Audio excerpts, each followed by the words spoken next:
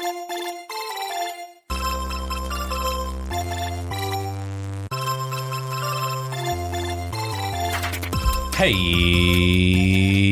everybody. Thanks for tuning in to the Gamer Guild podcast, your one-stop shop for all things in the wide world of video games. I'm your co-host, Cody Robertson. And I'm your co-host, Noah Bowers. This week, Concord is no moored, and could an Alan Wake movie finally be on the horizon? That's right. We'll cover all this and more right here on the Gamer Guild podcast, but please welcome this week's guest, Augusta University sophomore communication major, Will Hayes. Will, how you doing today? I'm doing all right. I came in at the behest of Noah and... I just forgot your name. Cody. Just introduced himself. You're right. Co-host. This is your host, Cody Robertson. God, sorry, I'm forgetful today, guys. Cody, I've been invited by Noah and Cody today to talk a little bit about games. Yay. We're going to talk about games. We love talking about games. Here's the first question we like to ask every guest on the Gamer Guild podcast. What is your favorite video game, Will, and why? So, my favorite video game kind of changes on a week-to-week basis, but as of recent, my friends have been getting me into their childhood favorites, and I have to say DMC3 is probably my favorite, has peaked for my favorite game of all time, even if just for the humor. Wow. Devil May Cry 3, right? Yeah. That's okay, wow. Nice. That's a niche choice. Yeah, I don't think a lot of people would say that as their all-time favorite. Oh, it's interesting you chose 3 also. I think a lot of people would choose 1. A lot of people wouldn't choose 2. Definitely not 2. And then 3 I've heard maybe is the top 3 for sure, but I hear 5 also. A lot of people like 5. Really good. I think 5 is really good mechanically, but 3, there's a certain nostalgia to it. It's the origin. 5 is a love letter to everything about the series, but 3 is where it started. Yeah, okay. It's got a special place. Yeah, it kind of capped off that trilogy on the PS2, right? Yeah, awesome. Awesome choice, Will. Good to have you. Let's get into some of the new releases from this week, and one of which hasn't come out yet, but we'll get to that in just a minute. So here's number 1. The Casting of Frank Stone came out Monday, September 3rd. That is on PC, Xbox Series X, and PS5. That is a $40 video game from Supermassive Games, so the developers of Until Dawn. Yeah. So if you know Until Dawn, you kind of know what to expect here. This actually takes place in the Dead by Daylight universe, which is not made by Supermassive Games, but the publisher is helping publish this game, so it's taking place in that universe. So it's pretty cool. It's a bit of a shorter experience. It's only about a 10-hour video game, so reflected in the price of $40, which is still a little steep to me, but we'll get to that in a minute. It's got a 69 on Metacritic. Nice. So, it looks all right. I'm not super into this genre of horror game, really. So I'm probably going to skip it. But hey, it's a pretty cool thing for your Dead by Daylight fans and your Until Dawn fans, Supermassive fans. I know that's a pretty good niche that they got over at Supermassive. So. They have a pretty dedicated player base over there. That's for sure. I thought Until Dawn was pretty interesting. It was definitely bold in the way they tried to execute the storyline and all the different characters and everything like that. I don't think all of them hit, but it was definitely, worth playing or worth watching. Casting of Frank Stone, $40 for about a 10-hour game. I think that's pretty fair, honestly. Because especially with games like that, that's a lot of motion capture. That's a lot of facial animation, a lot of actual acting of just actors actually being in the booth and voice acting. Which we talked about last week does happen in video games. Yes, there is acting in video games. So $40, that's a lot of compensation, not for just the 3D modelers, but for the actors and the writers. A lot of those games, that's a lot of writing. It's basically a limited series. Too. Yeah, from what I hear. So yeah, I think $40, that's not bad for a quick little 10-hour horror game with some pretty immersive. Might be better than the $20 you still got to pay to play Dead by Daylight. Maybe, yeah.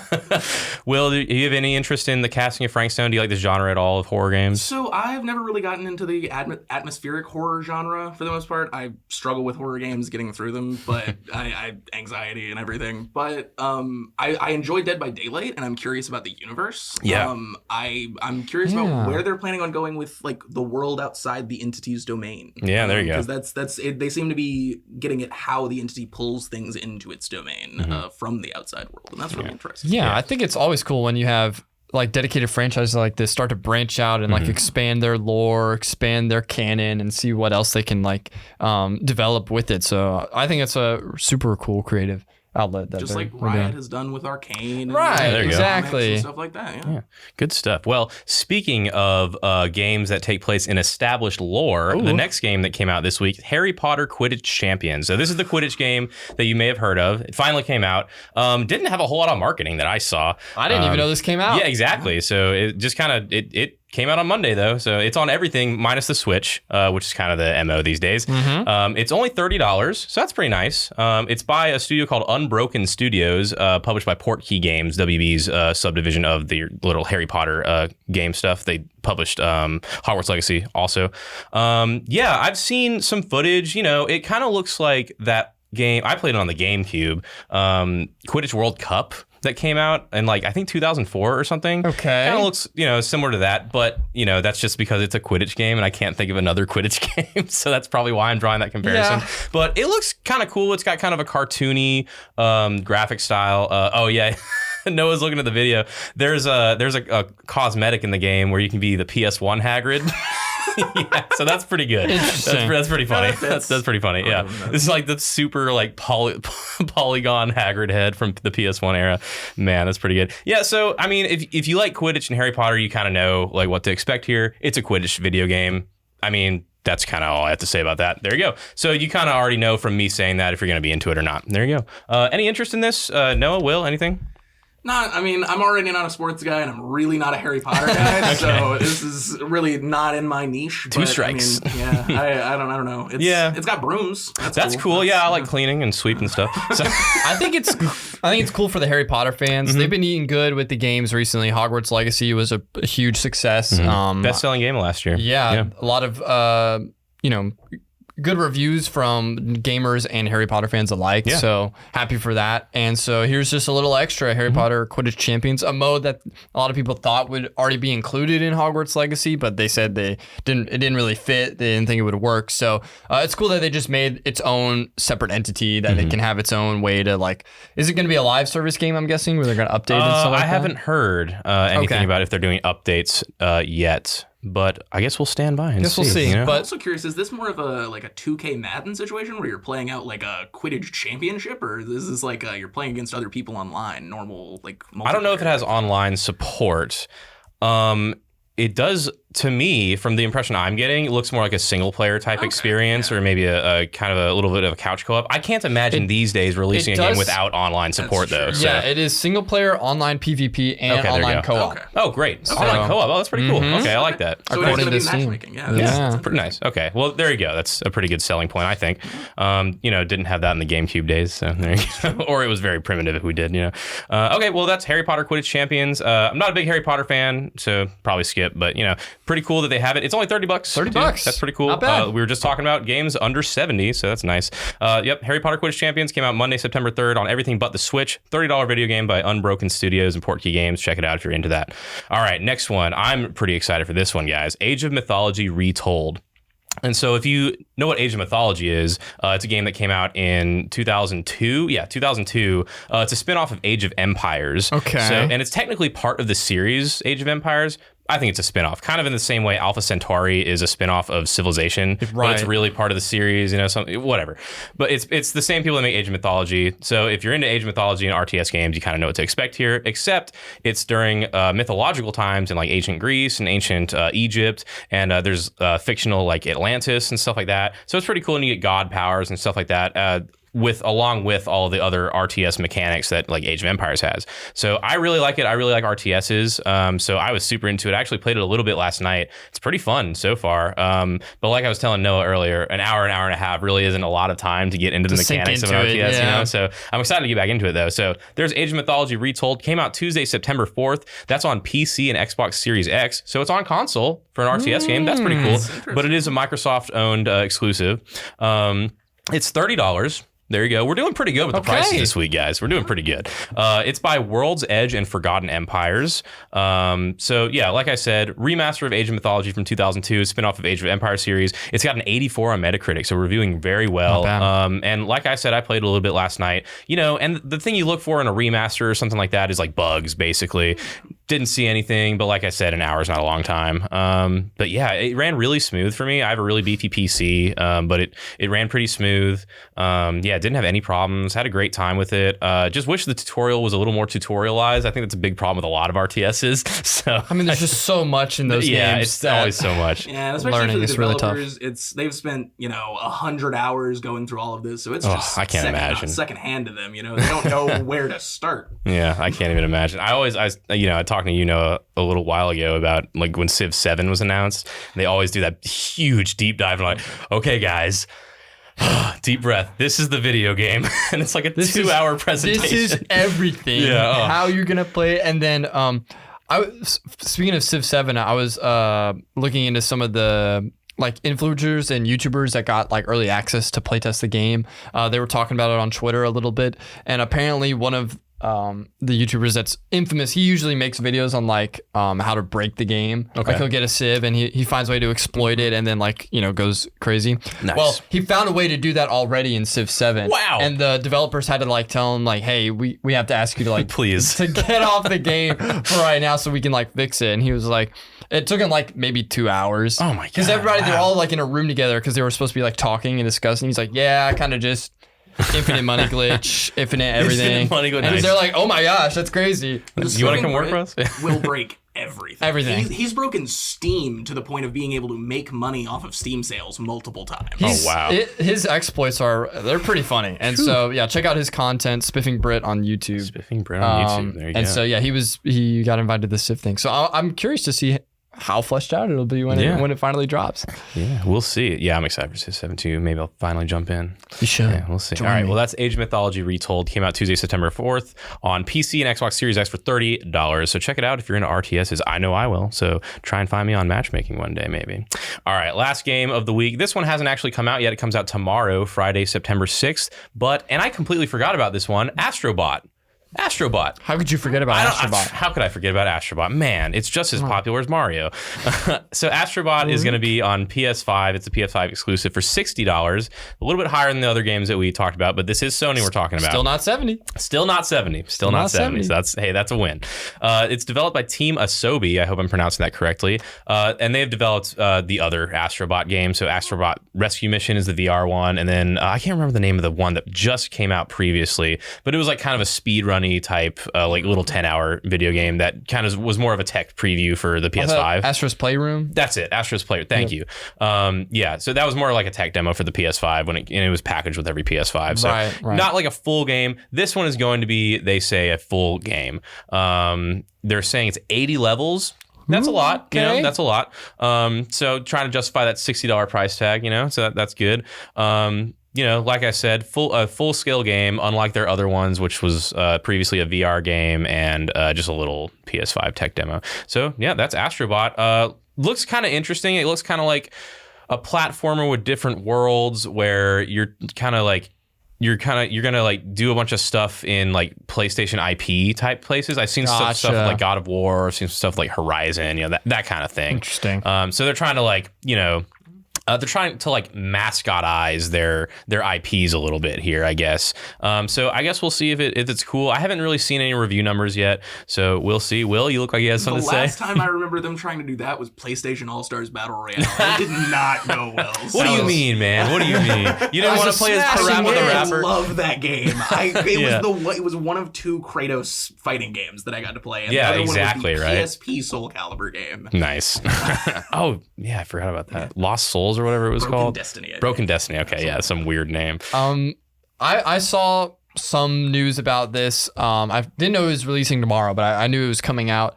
And it kind of just makes me really want a new Little Big Planet game. Oh, dude, I'm so glad you said that. Yeah, thank you. Those games were phenomenal. Adventures of Sackboy that came out a few years ago. That was the most recent one, and it was technically like, I guess, part of Little Big Planet, but they didn't call it like Little Big Planet. Because I think there's Little Big Planet, Little Big Planet 2, Little Big Planet 3. There was karting.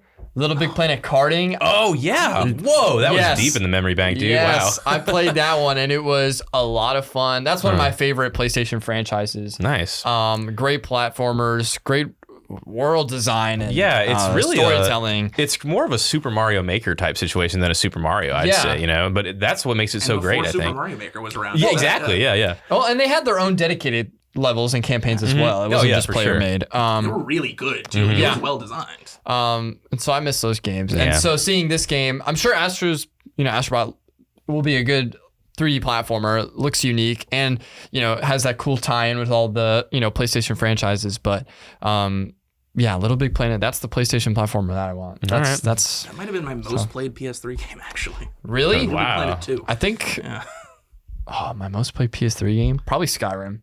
Oh, okay. Or Battlefield 4. Battlefield 4. Okay. Yeah, I played that on PS3. Talk about running on a potato. Woo. But it had a player base. I was getting matchmaking. Nice. My most played PS3 game. I'm trying to think because I had an Xbox 360 and a PS3. Okay. But I had the PS3 later, and so I played a lot of Skyrim, but I was mostly on Xbox 360. And so I think my most played PS3 is probably like. Oh, you know what? Assassin's Creed 4. Oh, yeah. Okay. There it is. Assassin's Creed 4. I also played a lot of Watch Dogs on there. Did you? The first one? Yeah. Okay. Yeah. I kind of liked it. So, yeah, it's kind of my kind of game. I like the vibe of the main character in the first one. That's actually what I didn't like about it. Did you really? Yeah, I think it was too serious. That's what I liked. And then they went like the complete opposite direction in Watch Dogs 2. It's because of all the reception they got about it being too serious. That turned me off. I was like... I think it did the opposite for most people. I think you might be in the minority. I guess so. I like the gritty stuff. I mean, because I think people just thought it might be too close to like GTA with a or something. I think so. And I think also it might teeter on the point of like just being too... like real, because he was dealing with like family problems and like also if you remember when that game launched, people were really angry because they had that whole in 2013 at E3 the graphics were downgraded completely. It was like the first big example of a graphical downgrade at E3 in like recent years. I remember that was a big deal. So people were really angry at that game. That was paying attention. That was valid. Actually, it was right when the PS4 was launching. So it was 2013 E3. They had this like beautiful presentation for Watch Dogs, like reflections in the water. Obviously, everything's looking super wet and good because that's how everything looks downtown good. Chicago, downtown Chicago bright was really lights cool, and moving cars. Yeah, and then the game comes out completely different looking. So to the point where I think someone may have filed a lawsuit for false advertising from their investors, but it was a real big mess. So that expo level probably took about as much memory as the rest of the world in a normal game. Jeez. Yeah, well, I liked Watch Dogs. Anyway, that's Astrobot, not Watch Dogs. Astrobot's coming out tomorrow, Friday, September 6th on PS5 only. It's $60 from Team Asobi, so check it out if you're into that, or if you're a big PlayStation fan and you want to just explore all the worlds at once. All right, well, that's all the new releases for this week. Let's get into the news that we're going to talk about. Let's talk about the big one first, guys. I think we have to. Concord which we just talked about last week, has been pulled from online stores by PlayStation. Man, oh man.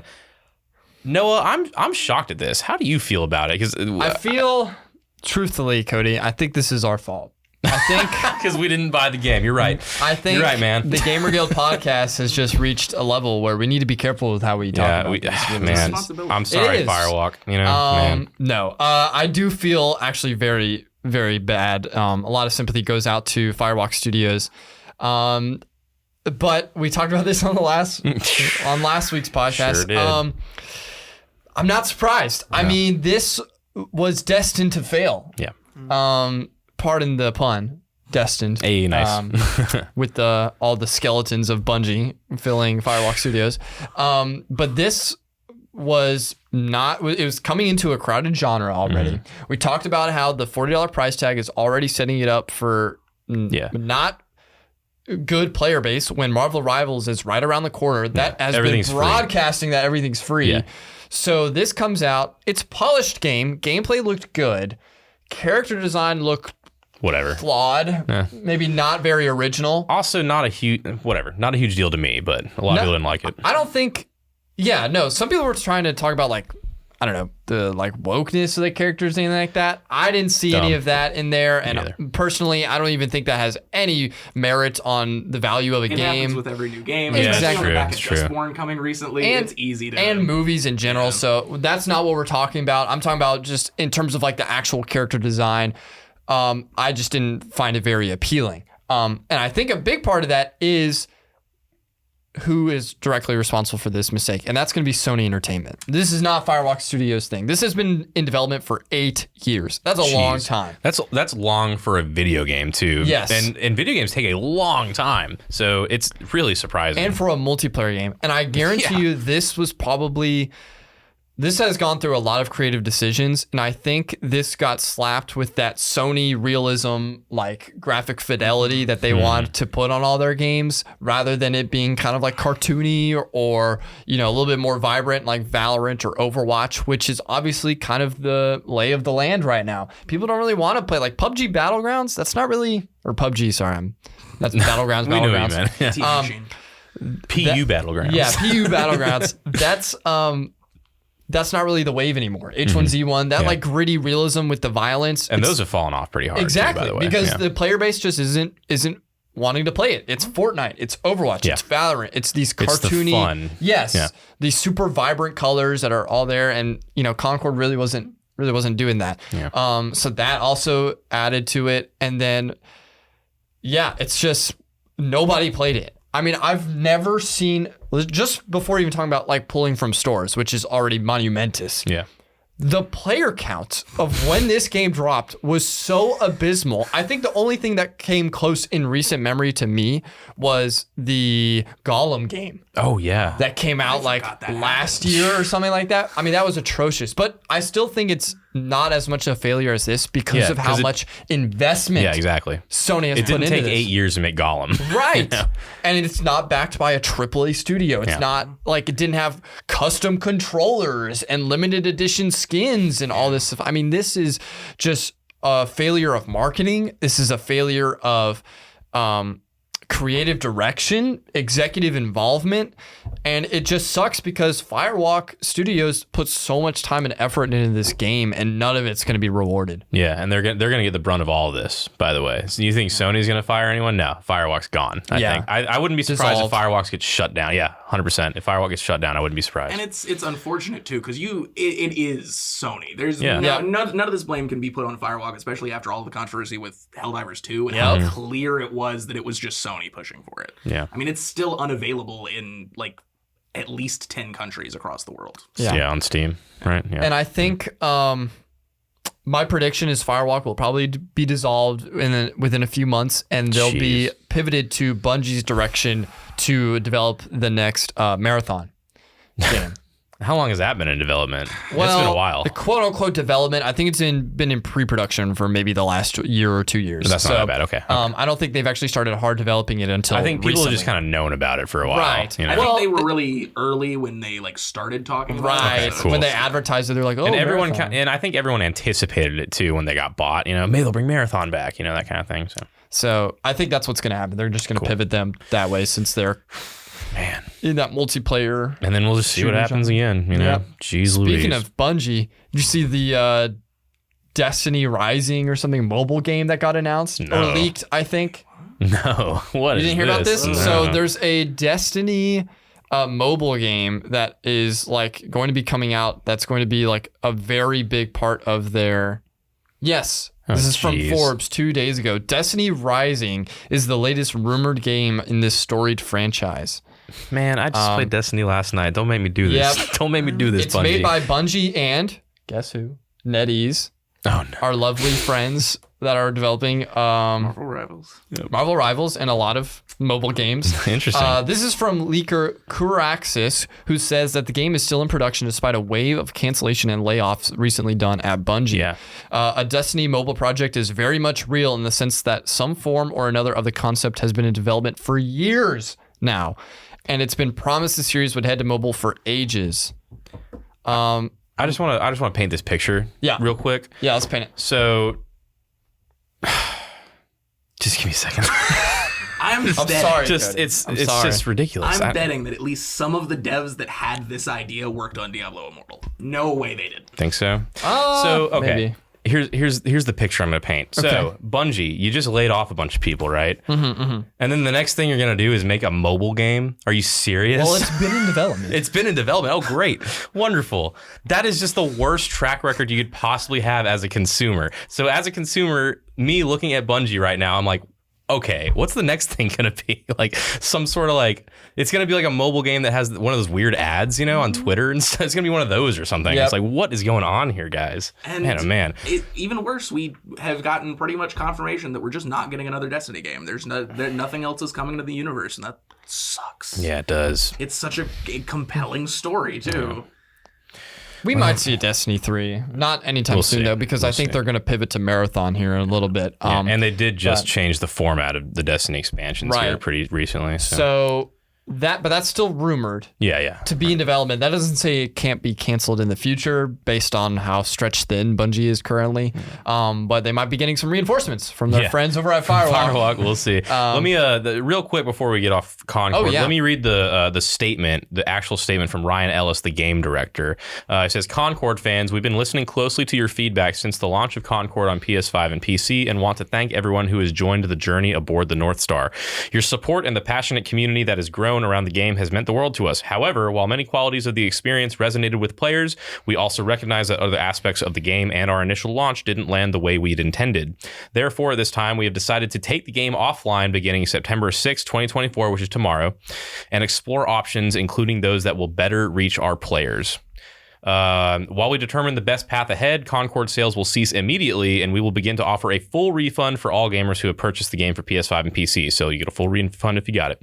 If you purchase the game for PS5 from the PlayStation Store or PlayStation Direct, a refund will be issued to your original payment method, and then it just goes into details about how to do a refund.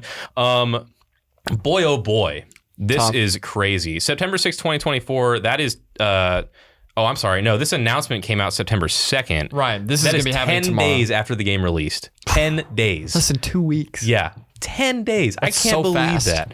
That is crazy to me. Man, oh man. And then, not really anything after that. So, I mean, I did see an article this morning that there seems to be news that they're not according to Sony at least, they're not planning on completely shutting down Concord, but planning on working on it and maybe bringing it back later. But that I could see. Whether that's true or not, and they stick to their guns on that is... Yeah, so, I mean, all it says is we have decided to take the game offline. Right? So, and explore options, whatever that means, you know. So, yeah, they could just be taking it offline and QA it, I guess. Yeah. But I also heard that they let go a bunch of their QA. So, we'll see what happens now, I guess. I don't know. This is also weird because Concord is going to be in that animated anthology series that we talked about last week. I forgot about called Secret Level. I completely forgot about that. Oh my god! So that has already been animated. I guarantee you that's a fully finished product. It's releasing in December. So do you think they're gonna pull that too? Give everybody a refund? No, Amazon will never pull anything. Yeah, that's gonna be released. That's gonna be a little awkward. Yeah, weird. I wonder if like the same voice actors and stuff are gonna be in the show. I don't know. As opposed to, we'll see. Interesting. We'll see. We hardly knew him, you know? Hardly. Something funny I did see also this morning, though, is apparently people are now racing to get the Platinum Trophy for Concord. As it will become one of the rarest Platinum trophies that you can possibly get. It's going to be the next PT situation, you know? People are going out and like buying like the physical disc. Yeah, I saw that too. As well. It's going to be rare, guys. It's going to be rare. I'm going to get graded. It's going to be nice. And then like the custom controller too. Yeah, I saw that. That's going to be that actually looks pretty cool, I think. It's actually not a bad design. I like that controller a little bit. Yeah. But, well, tough. Yeah. Sorry, Concord. So I guess we'll wait and see what happens to Firewalk and the game. So yeah, but it's not looking good. But the question I want to ask you guys is there anything that can compete in this market with like games as a service type situations or with hero shooters? Is there anything that they could have done differently that you think could have broken them into this market? Make it a campaign. Okay. That's really easy. I feel like if they had delivered on the things that Overwatch said they would and actually given people people have been asking Blizzard for the same thing for the past 5 years. PvE, right? And nobody, and they refuse to give it to them. And no other company that's trying to make a hero shooter seems to think that might be a good idea. Yeah, missed opportunity. Make some compelling characters, make a story with them, and then make multiplayer a side thing. Yeah. Don't make it the focus. And they kind of tried to do that and to make a story, I think. Yeah. And then making a multiplayer game on top of it didn't really do it any favors, you know. Yeah, well that story is like there weren't any story missions. There's just going to be like story. But there is episodes. a story. So that's why it's so weird, you know. And it feels like maybe they wanted to do a campaign? I think so. I don't know, but it feels that way. And Sony was like, "No, you gotta Yeah, get a hero I shooter." could see that happening. There's a lot. I think you might have talked about this last week about like they were, I think, planning to release the game a lot earlier before Sony had involvement. But then when Sony got that's a bad involved, sign. There's at least speculation about they probably had a large hand in changing the game from what Firewalk wanted. And what you were saying as like making compelling characters, building a story around it, and then making a multiplayer side thing, we're going to be able to see exactly how successful that's going to be next week when Space Marine 2 comes out. Oh yeah, That's literally exactly what that game is. They have dedicated characters already established in the Warhammer universe. They have a set campaign, both single player and co-op, different campaigns that play together. And then they also have a small multiplayer mode that people can play PvP if they want to, but that's not the main game. So it's basically the complete opposite of Concord. And see how hyped people are. And we're going to see. Man. It releases next week. We'll talk about it on the podcast after reviews come in. We play it ourselves, and we'll be able to see that dichotomy and see. I think it's really coming to Game Pass, isn't it? I think it might be. I don't think so. It might be, but I didn't see that. I remember it's coming full price on Steam. So Okay. Yeah, I'm really excited for that one. It kind of looks like, I was thinking about it. We haven't had a Gears of War game in a while. And it kind of looks like that might scratch that itch, man. It does.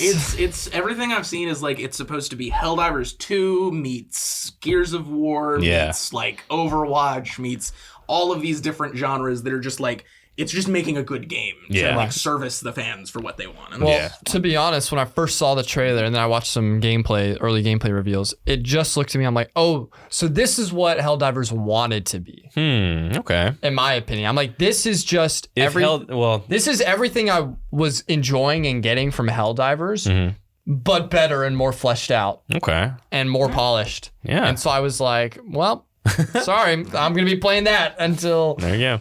Whatever, so. Well, it's not on Game Pass, so sorry. Everybody. Okay, so yeah, it will be full price. Gonna have to buy it. That's all right. Looks pretty cool. Full price is... I believe it's 60. Is it? They do have deluxe editions and other stuff like that, but I believe 60. I'll champion a $60 game. I won't call it a discount, but I'll champion a $60 game. 70, Noah, full price. Is it? Yep. Tough. Hey, it's worth it. I could scrounge together $70. It's worth it. I don't know if I'll get it immediately, but I think that's worth it. I might get it immediately. Well, speaking of getting things immediately, Rocksteady has not been getting things immediately. They've been laying people off, which has been, just something we talk about every single week, it feels like. So Rocksteady has begun layoffs after poor performance from Suicide Squad Kill the Justice League. Surprising no one. Kind of the same situation as Concord. Surprising no one. Just wasn't a good game. Tried to make it a live service game, and it just didn't work. It just didn't. So like I said, kind of a very similar situation to Concord, but the thing that's probably going to happen to Concord is now happening to Rocksteady, which is a shame because Rocksteady is a very storied studio. I understand it's not really the same studio anymore, but they did make the Arkham series, which is very beloved. That's the heartbreaking thing, is just none of the people who worked on Arkham are even there anymore. No, Maybe exactly. one or two. Yeah, so it's like, can you be that sad? I mean, I guess it's, I just don't understand why these companies keep making the same mistakes. It's not even like there's been a long time period which you're like, oh, they kind of did the same thing as this game like a couple years ago. Like it literally happened back to back. I mean, it's the same thing. So there's one common thread with that. And it's an advisement company called Sweet Baby Inc. And they advise every single one of these games. They have something to do with Suicide Squad. They had something to do with, I believe, Dustborn. They had something to do with like pretty much every one of these games that has some kind of controversy over it just being like a crappy live. Gotham Knights is another good example that had Sweet Baby behind it. Pretty much every one of the bad Arkham games, or one that has come out from WB, or one of the like newer live service games that's like, or like people think that the character writing is bad or like too woke or something, probably is Sweet Baby. Wow. That's like almost consistently Sweet Baby. And there's a few like dedicated like people who talk about it like on YouTube and stuff, but journalism wise, it kind of gets shut out because they're like one of the larger companies that just nobody really like, it's not a front page type of thing. People don't know about it, and learning about it is hard. So. Yeah, weird. We'll have to do some research on all of that. Yeah, right. Jeez, that's crazy. Well, coming back to Rocksteady, they announced that half of their QA department is laid off. That's usually the first to go, is the QA department. So test your names. yeah, not right, important. exactly. Yeah. Maybe Not if they tested, whatever. Well, that's kind of how they blame everything. So Warner Brothers reported a 41% fall in their gaming revenue year on year last year, and they mostly blamed it on the poor performance of Suicide Squad. And they also said they lost $200 million on that game alone, which is a lot of money. Jeez, put that much money into that. Whew, man, oh man, put a lot of money in a sinking ship there, man, guys. Jeez, You well, just made another Batman Arkham game, and you would have made What's the infinite money. What's the Ubisoft one? The pirate one? Sea oh, Bones? Skull and Bones. Yeah. Skull and Bones. I wonder how much money that one lost. For real, and that was a $70 game, full price video game. I think you go, and that had the Ubisoft pricing model, so you get like $150. Yeah, I don't understand Ultra how Mega they Edition. They were going to compete with Sea of Thieves, that's just been around for so long and like is a better game. Well, Skull and Bones is in development for a really long time too. So if you're noticing a trend here, games that take a really long time to develop, games that are stepped on by their companies at the very last minute, usually don't make it in the market at all. 2077 is probably the best example of a game that took way too long and did not deliver. Yeah, but then it got better eventually, so there you go. It became a success story. Yeah, eventually. Yeah. Fingers crossed for Cyberpunk 2. That's what they said they're working on next. So. Cyberpunk 2078. If that's the name, I'm leaving the country forever. I would love it. I don't think so. Honestly, if they went back, and I don't know how like interested you guys are in this, but Cyberpunk 2077 is based on the original TTRPG Cyberpunk Red, which takes place like 100 years earlier and is when Adam Smasher is a human being with a couple cybernetic enhancements. Whoa! Like the story of Johnny Silverhand, the Arasaka blowing up, is during that time period. Okay, that's like the story of the original Cyberpunk, and then they aged it forward like a bunch of years for 2077.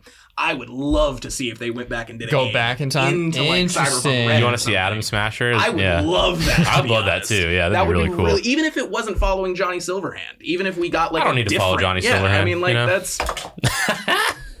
Got excited. Too excited. Yeah, no, Here on the Gamer Guild. Cyberpunk's really fun. The story is really interesting, and even the TTRPG is really like some of the lore for it is really interesting. Yeah, I know the creator of it. One of the things that he prides himself on is pretty much the system is incredibly lethal, but more importantly, it's like realistic. All of the guns are like modeled after real guns and stuff. Okay. He did his research. Yeah, cool. There's a lot to go off of. I didn't know it was based on an RPG. That's crazy. You didn't? Wow. No, I had no idea. That's insane. It's a classic I thought they came up with that all by themselves. That's why I'm laughing so much about the 2077 TTRPG that's coming out, because everybody's like, wow, they're turning the game into a TTRPG. It's like game into a game. Yeah. I probably would have been one of those guys because I didn't know. That's really cool. I'm going to check it out now. That's pretty awesome. You should. But yeah, I actually just finished Cyberpunk Edge Runners, so that was pretty cool. And I still haven't watched it yet. Okay, then I won't say it. But okay, yeah, I need to watch it. I played probably 30 hours of Cyberpunk. Speaking of, small thing, one of my favorite games, Strive, is adding Lucy as a DLC character next year. Really? Yeah, Lucy's going to be Guilty Gear Strive? Yeah. Oh, wow. They're adding Lucy as a DLC character for their fourth next year. Interesting. Yeah. Wow, that's pretty cool. Nice. Well, there you go. That's the Rocksteady layoffs that we got off track of. So, sorry to Rocksteady. Pour one out once again. Add that to the ticker. Man, oh man. Well, let's get some more positive news going, guys, to end it. Remedy, the company that makes Alan Wake and Control, is partnering with Annapurna, and not Annapurna Interactive, which is their games division. They are partnering with Annapurna Pictures? The Pictures, yes, the parent company. So Annapurna is going to help Remedy finance Control 2. So they're going to be co-financiers on Control 2. So they're going to help publish it. And they're also, which they said in a statement, they're going to work on Control and Alan Wake film and TV projects. So they're going to try and expand Control and Alan Wake into film and TV, which, if you know anything about like Sam Lake and like Remedy Studios, you know that's probably what they were going to go towards, you know? Yeah. It's a very cinematic studio.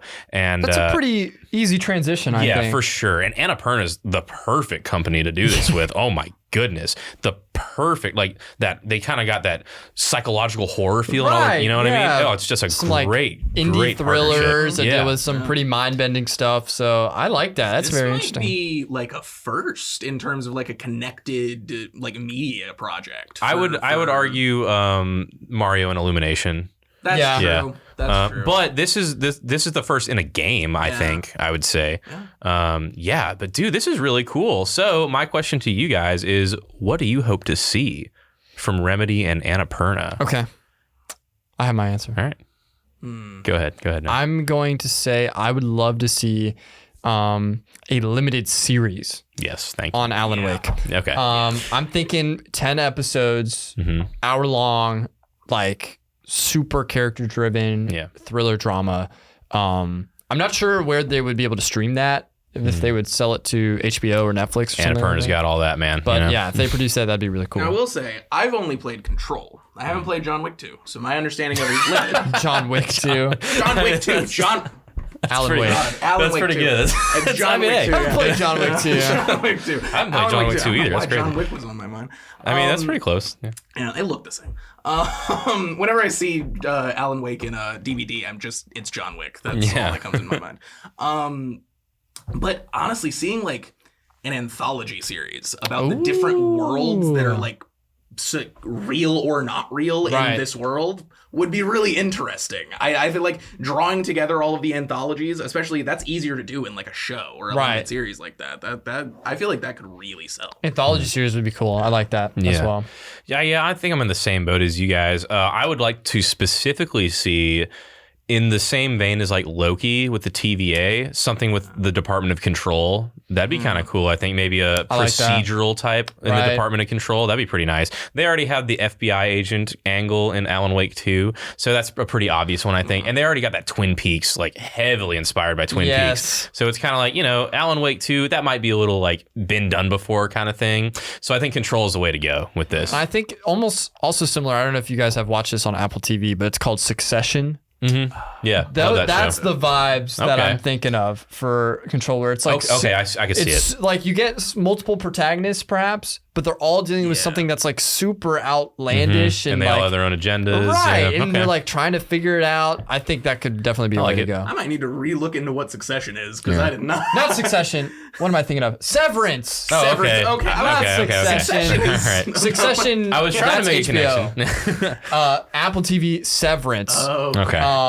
That one is about. I don't know if you have either of you seen that yet. No, but I know what it is. So that one's like the whole concept between that one is it's like an alternate world, I guess, where a company has developed a program where you can sever your consciousness whenever you clock into work, and then just like clock back in as soon as you're out. So you never actually know what your work is like or is. So it's never like boring, or you don't have to worry about confidentiality or anything like that. You just clock in, you get severed, but the person that goes to work does have their own consciousness as well.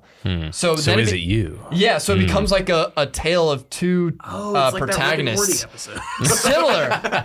It's exactly like that. And no spoilers from that, but that's like the main like twist of the show is like, oh yeah, when you go to work, I have no idea what happens at work because I literally like, my work is like 1 second. I do my severance, then I clock back out, and it's been 8 hours. But then the rest of the show is like what's happening during those 8 hours, and it's brilliant storytelling, super like freaky and outlandish. There's a lot of different mysteries and little Easter eggs that they put in there, and I think it's definitely the vibe because it's at first it doesn't seem sinister, but there's definitely something like underneath the surface where you're like, this is making me super uncomfortable. And Control and Alan Wake has those same vibes. So you're like, something's off here, and I don't really know how to describe it. I really love that when everything seems like it should be okay, but you know it's not. It's like, okay. Something's gonna come to a head here. Exactly. Yeah. So good stuff. Well, I'll read the statement that Remedy Entertainment made. This is from Twitter or X, whatever it's called now.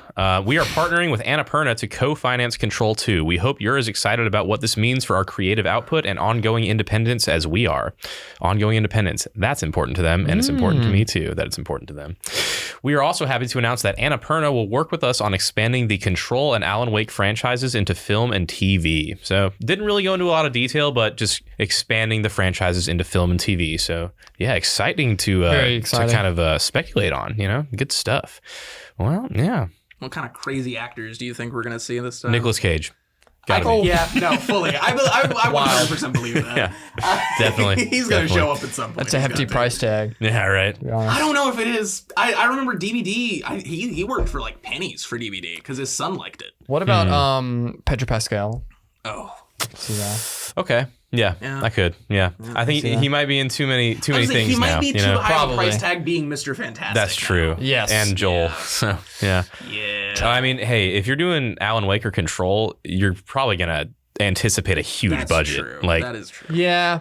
I mean, I wouldn't even mind getting some of the original actors back. yeah. Oh, that's kind of what I assumed they would Yeah. do for the starring. I mean, if they're going to go that way for the starring. Unless they do like a new protagonist within that universe. Like, I don't want to see like some famous person play Alan Wake. I agree. One of my favorite actors, and he was in Quantum Break, sadly, but it was Lance Reddick, and unfortunately we'll never see him again. Yeah. But amazing. Commander Zavala, baby. And the concierge. And the concierge from John Wick, your favorite video game. His favorite video game. I think his last role will actually be in this new upcoming season of Legends of Vox Machina. Oh, really? I think really? I believe he's voicing the dragon. Oh, I didn't know that. Nice. I haven't really caught up. I watched the first season of Vox Machina, but I haven't watched the newest. It's really well done. I'm very excited. That's coming out this October. I'm October excited for 3rd. Mighty 9. I followed the campaign for Mighty 9 a bit more for that, so I'll actually have some. I didn't really watch campaign 1, but I watched a lot of campaign 2. Right. So I'm interested for that. Nice. So, yeah. Well, all right. Oh, Noah, did you want to talk about that Minecraft trailer that you saw that I completely missed? Yeah, you need to go and watch can't it believe that. immediately after this episode. Yeah, send it to me, please. Me and Will, we have already seen the new latest Minecraft movie trailer coming from 20th Century Fox, or is it Warner Brothers? I think it's Warner Brothers. Yeah, Okay, Harry Potter cameo. I'd have to believe Warner Brothers. Warner Brothers Entertainment. They're doing the classic. I say classic when I really mean completely unoriginal story take, where it's a video game movie where real life people get transported into the video game. What's that called? There's a term for that in like anime. Oh, you know what I'm talking about? No, I don't know. Is there right? Oh, jeez. Well, Isekai is getting transported to another world. Oh, okay, that might be it. That's like. Oh, no, that's right. Suicide Isekai. Squad Isekai is a. Isekai. Yeah, there you go. Isekai. So yeah, it's it has its place. Some things have done it well. I think it's the most boring way you could make a video game movie. Personally, so that's what they're doing in this one. So is it like some human and then whoa? Yeah, they're literally like world. the Minecraft like trailer starts off with them like walking out of.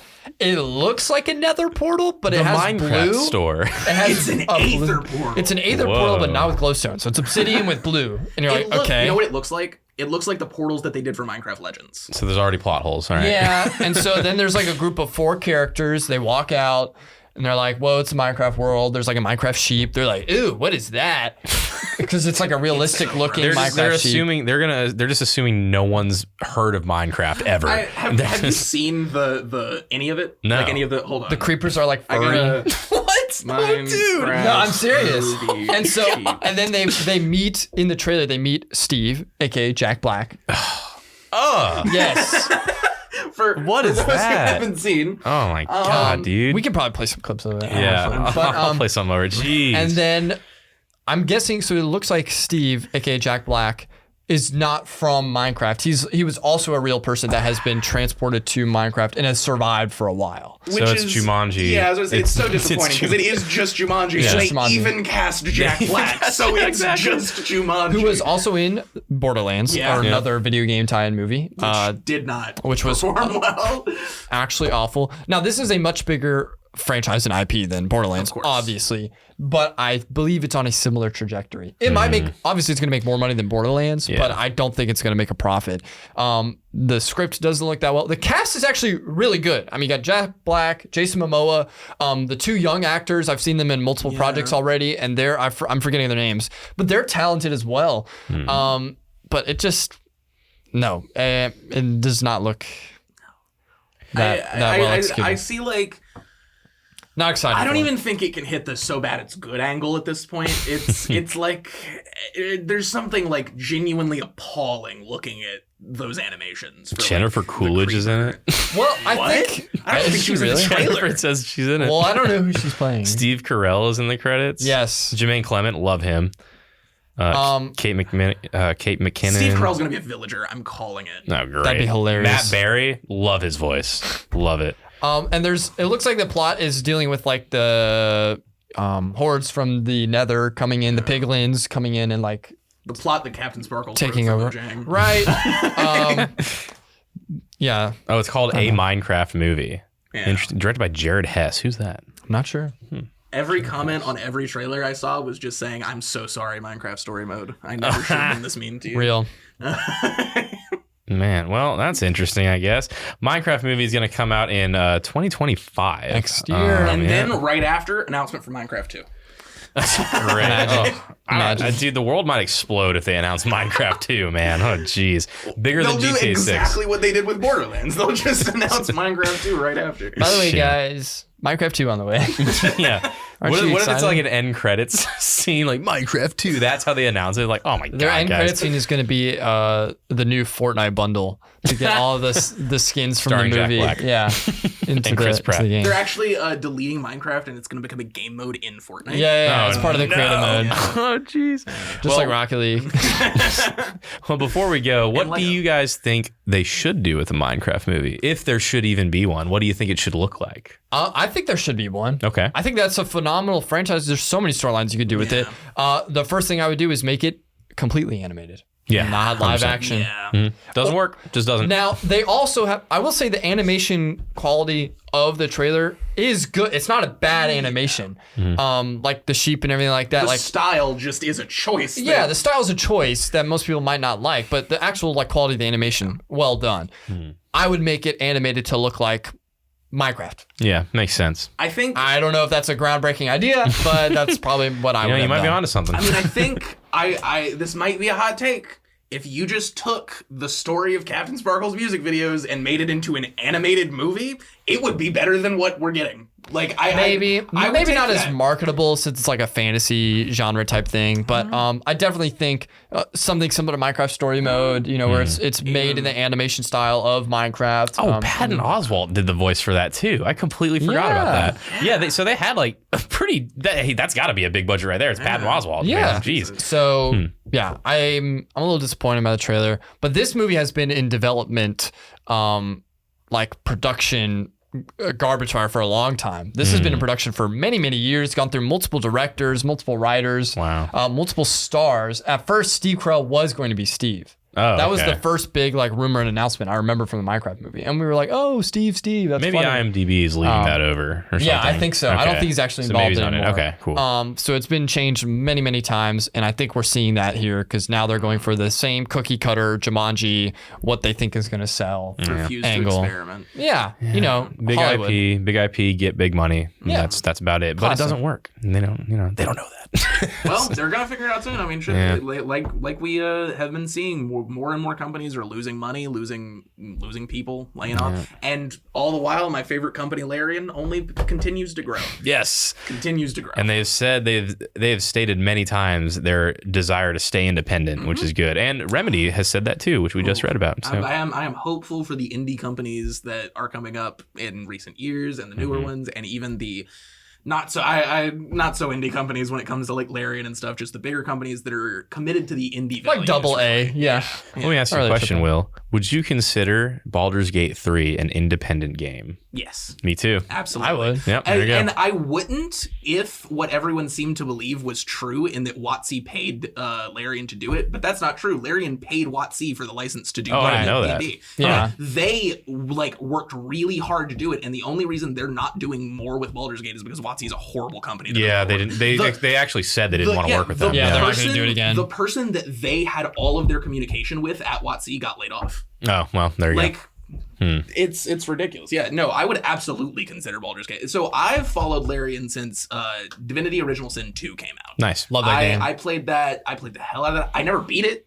I played the hell out of Act 1 and 2 because I had friends that didn't want to finish. But it's a really amazing game. The modding community is amazing. The community for the game is amazing. That one's underrated, I think. And Baldur's Gate 3 is kind of just a big step up in iteration of everything. Yeah. That's what I hear, and I've never played Divinity, so and I'm really you should excited. give it a shot. If you like Baldur's Gate 3, you'd like Original Sin 2. I've considered it for sure. Yeah, well, I had a campaign with some people I didn't really like playing with, so I was like, maybe I'll play some Divinity while I have this other BG3 campaign going.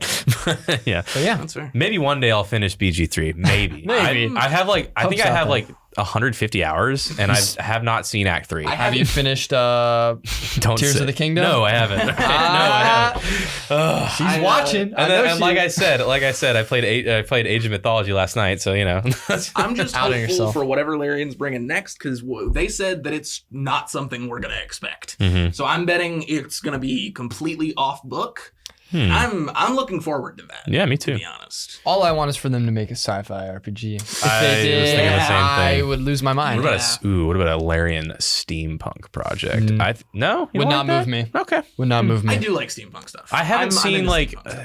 Well, I guess it'd be cool. I'm sure, and it'd probably be successful. Me personally, I just wouldn't. I'm not that into steampunk. Would you consider like Pillars of Eternity like a fantasy steampunk, or no, not really? No, just because it has guns. No, that's more similar to like colonial times. Okay, sure. You know what I mean? Sure. Like maybe pirates, Age of Conquest, Age of Exploration type stuff. So I just really like to see a steampunk RPG.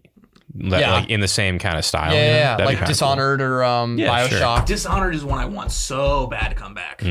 Well, it's not gonna happen. Sorry. I love that game though. Love both of them. Yeah. So. We all love games here at the Gamer Guild Podcast, and that's all we have time for here in the Gamer Guild Podcast. Thanks everybody for being here. Will, thanks so much for joining us. Thank you for inviting me. Yeah, of course. We'll invite you next time too. Well, that's all we have for you today. So Noah, thanks for coming. Cody, thanks for coming. Will, thanks for coming. Thank you, Will. From all of us here at the Gamer Guild, have a nice day. We'll see you next time. See you next time. The Gamer Guild podcast is recorded at Augusta University's Pamplin TBC and Podcasting Lab. Our producer is Jackson Garner. The Pamplin TBC and Podcasting Lab supervisor is Jasmine Garcia. Music is by Ethan Balducci. The opinions stated are that of the individual and not Augusta University.